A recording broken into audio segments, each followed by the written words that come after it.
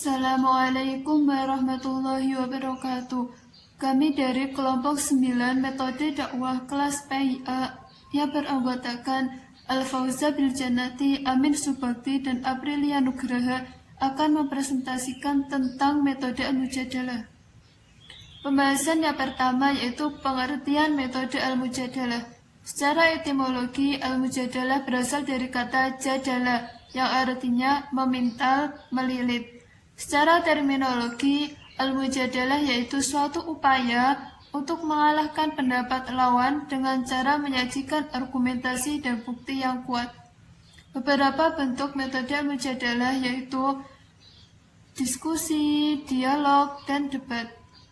Selanjutnya yaitu metode diskusi. Metode diskusi merupakan salah satu metode pengajaran yang digunakan sebagai metode dakwah dengan cara bertukar pikiran dalam memecahkan suatu masalah untuk mencapai hasil mufakat. Tujuan diskusi dalam pembelajaran agama Islam yaitu yang pertama menumbuhkan keberanian dalam mengeluarkan pendapat tentang suatu persoalan secara bebas. Yang kedua yaitu melatih mad'u berpikir sendiri, tidak hanya menerima pembelajaran dari dai saja. Yang ketiga yaitu memupuk perasaan toleransi, memberikan kesempatan dan menghargai pendapat orang lain. Yang keempat yaitu melatih mad'u untuk menggunakan pengetahuan yang telah diperolehnya. Selanjutnya yaitu unsur-unsur diskusi. Yang pertama yaitu proporsi. Proporsi adalah suatu hasil pertimbangan yang dikemukakan dengan kalimat pernyataan. Yang kedua yaitu isu. Isu adalah suatu kesimpulan sementara dan masih harus dibuktikan untuk memungkinkan proporsi untuk diterima. Yang ketiga yaitu argumen. Argumen merupakan hasil berpikir. Wujud argumen menyangkut proses berpikir, kemudian argumen merupakan alasan bagi penerima suatu isu.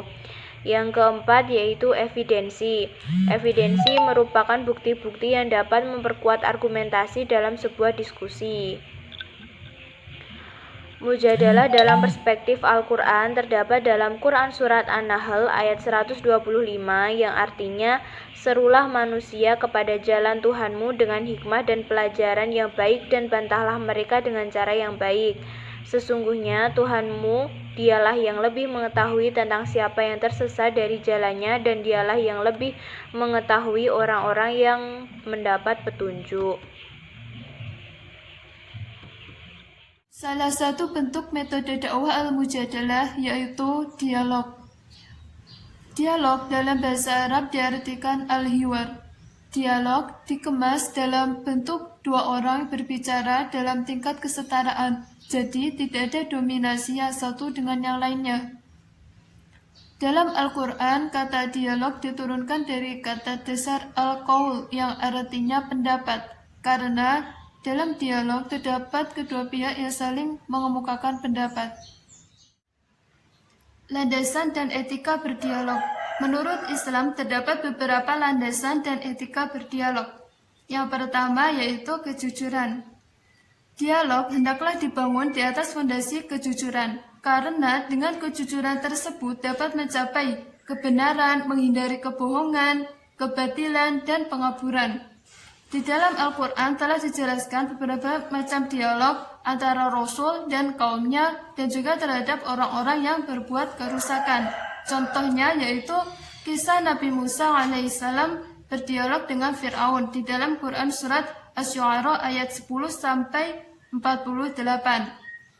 Landasan dan etika berdialog yang kedua yaitu tematik dan objektif. Dalam bahasa Arab, tematik ini diartikan maudhu'iyah.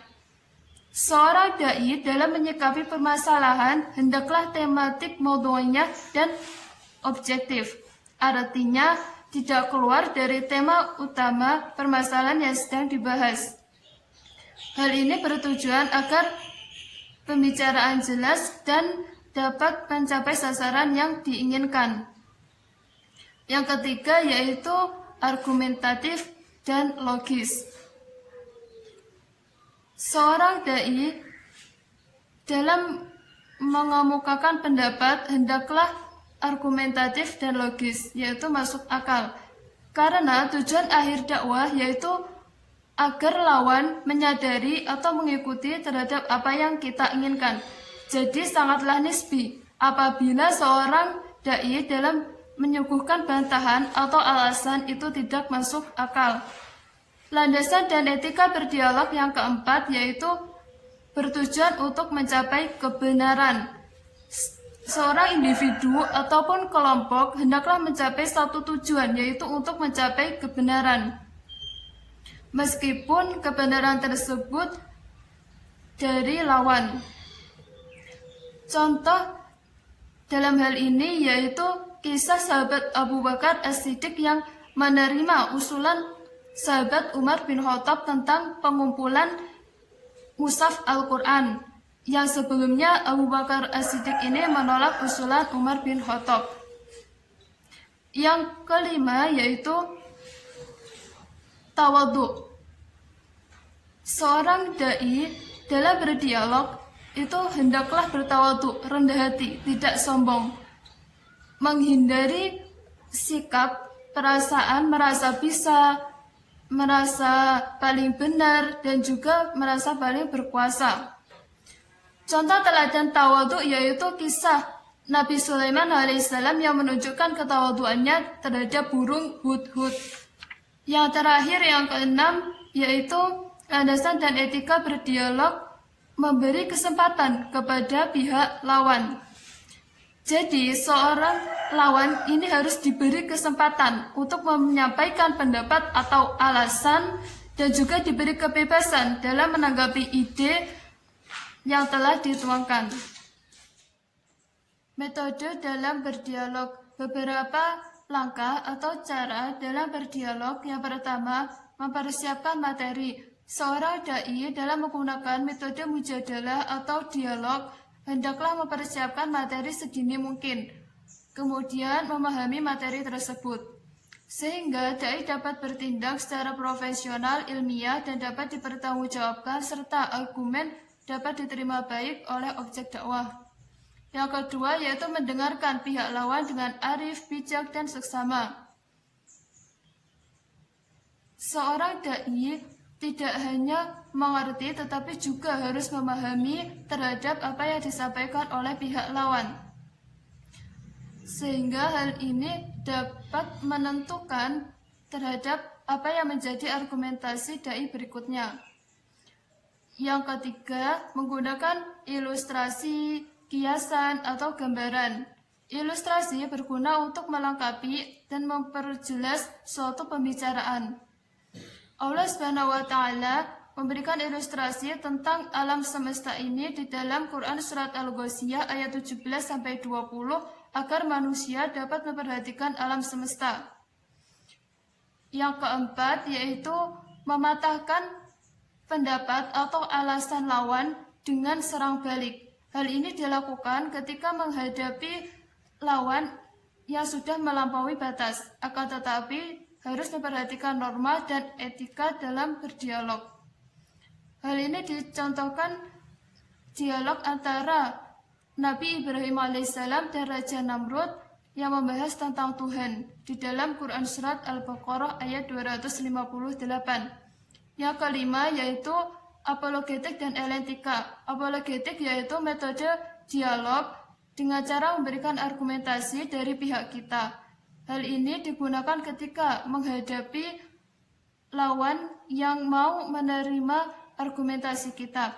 Tetapi ini berbeda dengan elentika. Elentika ini merupakan metode dialog dengan memberikan argumentasi dari pihak lawan. Hal ini ketika menghadapi pihak lawan yang tidak mau menerima argumentasi kita. Yang terakhir yaitu jangan marah. Seorang dai ketika menghadapi persoalan sulit seperti mat'u yang susah atau tidak mau menerima argumentasi, bahkan mencaci maki terhadap dai, hal tersebut seorang dai tidak boleh terpancing emosinya, tetapi harus konsentrasi terhadap apa yang didakwahkan, kemudian tetap berdialog dengan etika yang baik. Baik, selanjutnya adalah diskusi dan berdebat dalam perspektif Al-Quran.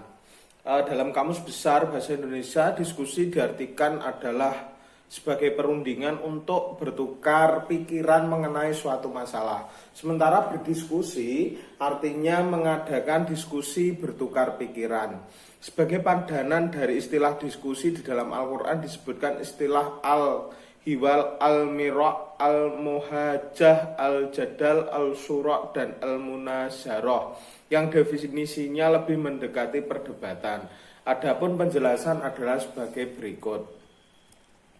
Yang pertama adalah al-hiwar. Al-hiwar merupakan padanan kata yang terdiri dari kata huruf hawara, memiliki 3 makna dasar, yaitu kembali, warna, dan berputar.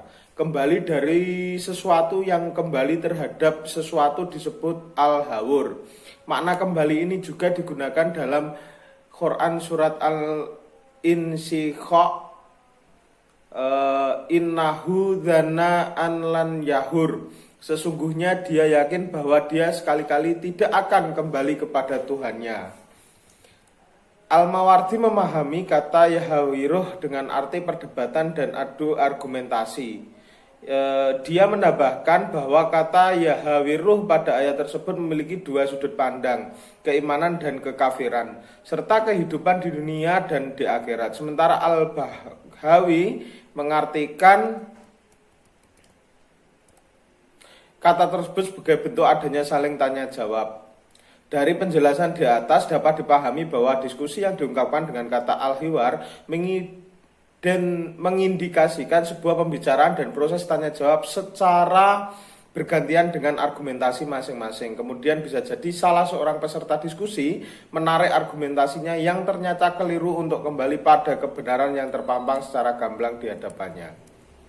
Kemudian selanjutnya adalah al-mira'. Berasal dari akar kata yang terdiri dari huruf mim, ra, dan ya. Menurut Ibnu Faris, kata ini memiliki 2 makna dasar. Pertama, mengusap sesuatu dan memerasnya, dan kedua, sangat keras terhadap sesuatu.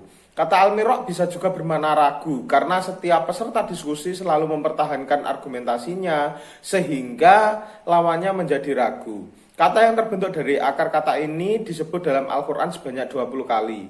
Sedangkan yang bermakna diskusi dan tidak diperkenankan bantah-bantahan ditemukan 1 kali dalam bentuk kata mira', antara lain dalam surat Quran surat Al-Kahfi.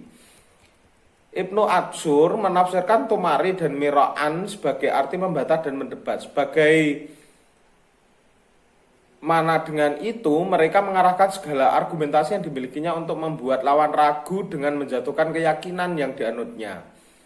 Dalam konteks tersebut, kata al-mira' ini nampaknya selaras dengan istilah debat kusir, yang berarti debat yang tidak disertai dengan alasan masuk akal.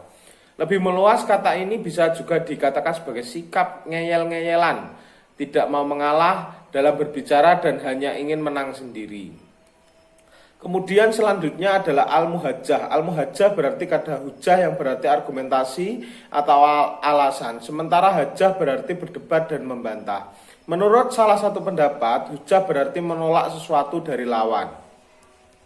Dalam konteks ini, bentuk kata al-muhajah dapat diartikan sebagai adanya partisipasi pihak lain dalam berdebat dan berdiskusi, sehingga maknanya meluas menjadi saling berargumentasi satu sama lain dalam rangka melemahkan lawan bicara. Selanjutnya adalah sura'. Di dalam Quran, kata yang terbentuk dari kata sura' dengan berbagai definisinya disebut sebanyak 3 kali, terdapat di Quran surat Al-Baqarah, kemudian Al-Sura' dan Quran. Nah, makna ketiga ayat ini seluruhnya mengacu pada makna musyawarah atau diskusi dengan cara bertukar pendapat dari berbagai pihak mengenai suatu masalah untuk kemudian dipertimbangkan dan diputuskan serta diambil yang terbaik demi kemaslahatan bersama. Dengan demikian, istilah surah tidak mengarah pada perdebatan untuk mencari pendapat yang lebih kuat, tetapi lebih mengarah pada pencairan kesepakatan bersama. Selanjutnya adalah al-munazarah. Al-munazarah berasal dari kata nazarah yang berarti melihat dan memperhatikan. Pandangan mengenai al-munazarah adalah mengarah pada permasalahan yang diungkapkan menggunakan argumentasi bukan penglihatan. Dengan kata lain, setiap ingin memecahkan suatu masalah dalam berdiskusi, seseorang membutuhkan nalar dan argumentasi untuk mendapatkan kebenaran sesuai dengan masalah yang sedang diperdebatkan. Baik, pada intinya adalah perdebatan itu adalah bagian daripada diskusi. Namun dapat kita pahami bahwasanya penyebutan kata diskusi ini lebih halus dan lebih ramah. Artinya dalam prakteknya tidak mengandung unsur ngeyel-ngeyelan dan lebih mengutamakan bermusyawarah. Berbeda lagi dengan debat, walaupun debat ini termasuk dalam diskusi, akan tetapi makna debat ini secara harfiah itu agak lebih kasar konotasinya, sebab di dalam debat tersebut ada unsur mempertahankan pendapatnya dan ada unsur kata pembenaran ataupun ngeyel berdasarkan argumentasi dan data fakta yang telah dimiliki. Baik, terima kasih tentang materi diskusi dan berdebat dalam perspektif Al-Quran.